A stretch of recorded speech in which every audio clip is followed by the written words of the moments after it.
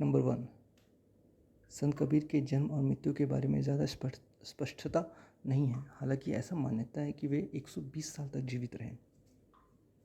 Fact number 2, किंवदंतियों का कहना है कि कबीरदास एक ब्राह्मण विधवा के पुत्र थे जिन्होंने उन्हें त्याग दिया और बाद में उन्हें एक गरीब मुस्लिम जोड़े को गोद ले लिया गया। फैक्ट नंबर 3, वाराणसी उनके जीवन और शिक्षाओं का केंद्र बना रहा और अपनी जाति के कारण ब्राह्मण उत्पीड़न का सामना करने के बावजूद वे आध्यात्मिकता के अपने संदेश का प्रचार करने में सफल रहे। फैक्ट नंबर 4, संत कबीरदास ने अपने समय में प्रचलित हिंदू धर्म और इस्लाम में प्रचलित रीति रिवाजों को खारिज कर दिया। फैक्ट नंबर 5, उनकी शिक्षाओं ने समाज के गरीब तबके के साथ तालमेल बिठाया, जिन्होंने महसूस किया वह आर्थिक और सामाजिक भेदभाव के प्रति संवेदनशील है, जिससे उन्हें हर दिन गुजरना पड़ता था। फैक्ट नंबर 6, अनपढ़ होने के बावजूद कबीर के दोहे कहे जाने वाले उनके दोहों में ज्ञान की अधिकता थी। फैक्ट नंबर 7, गुरु अर्जन देव ने कबीर के काम का एक बड़ा हिस्सा उठाया और उन्हें सिख ग्रंथ गुरु ग्रंथ साहिब में शामिल किया। फैक्ट नंबर 8, संत कबीर ने अपने भगवान को राम नाम से संदर्भित किया, जो हिंदू देवता नहीं बल्कि निरंजन, बिना दागे, निराकार और न्यारा असाधारण है।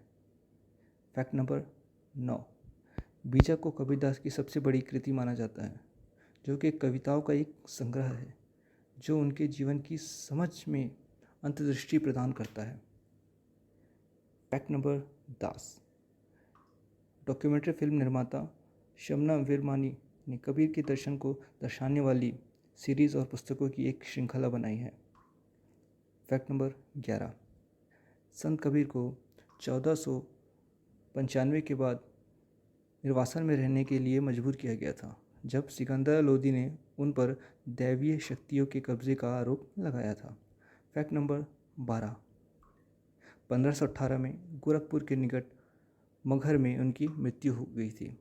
फैक्ट नंबर 13, उनकी मृत्यु के समय उनके अंतिम दंगों को लेकर हिंदुओं और मुसलमानों में झगड़ा हुआ था, जिनमें से प्रत्येक अपने अपने पारंपरिक तरीकों से महान व्यक्ति को अलविदा कहना चाहते थे।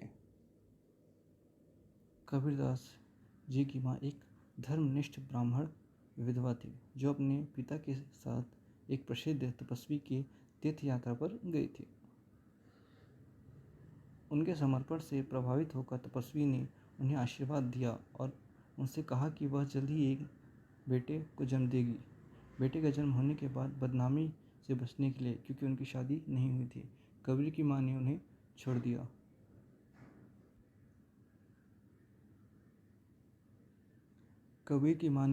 दिया। छोटे से कबीर को एक मुस्लिम बुनकर की पत्नी नीमा ने गोद लिया।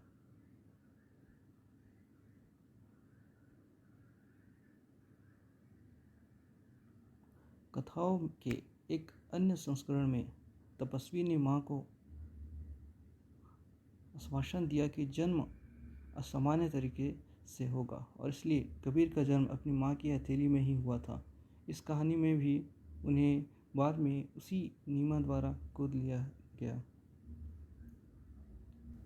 जब लोग बच्चे के बारे में नीमा पर संदेह और प्रश्न करने लगे, तब अभी चमत्कारी ढंग से जन्म लिए बच्चे ने अपने दृढ़ आवाज़ में कहा, मैं एक महिला से पैदा नहीं हुआ था, बल्कि एक लड़के के रूप में प्रकट हुआ था। मुझ में न तो हड्डियां हैं, न खून, न त्वचा। मैं तो मानव जाति के लिए शब्द प्रकट करता हूँ। मैं सबसे ऊंचा हूँ।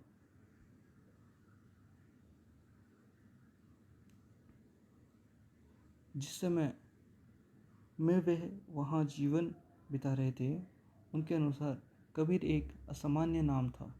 ऐसा कहा जाता है कि उनका नाम एक काजी ने रखा था, जिन्होंने उस बालक के लिए एक नाम खोजने के लिए कई बार कुरान खोला और हर बार कबीर नाम पर उनकी खोज समाप्त हुई, जिसका अर्थ यानी कि कबीर नाम का अर्थ महान है, जो ईश्वर स्वयं अल्लाह के अलावा और किसी के लिए उपयोग नहीं होता।